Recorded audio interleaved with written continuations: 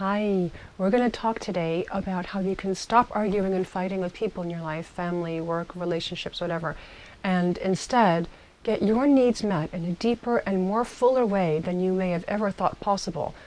Now, there is a process for this called nonviolent communication, or NVC.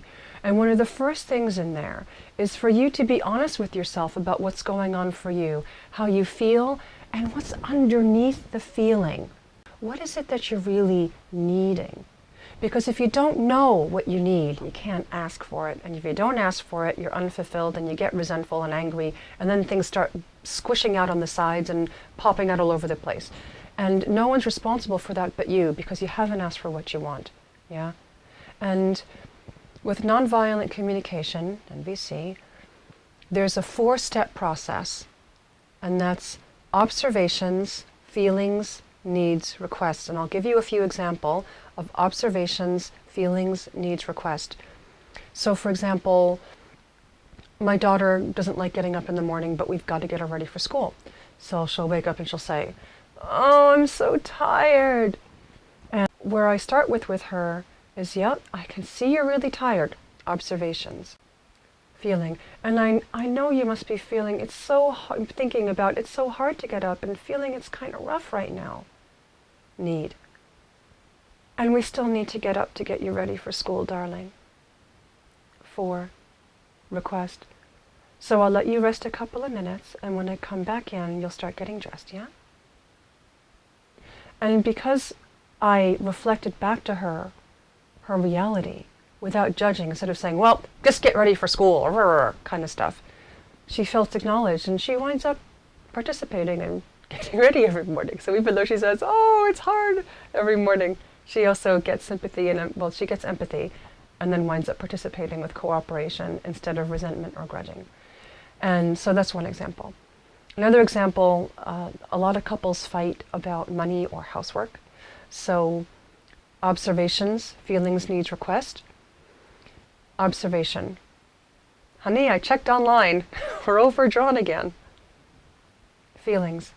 "And I'm actually feeling scared and upset because we had an agreement about budgets." Needs. "I need, and we've discussed and you need, to get our money situation in a better place. So 4, let's talk about how we can do that." And there's no judgment in it.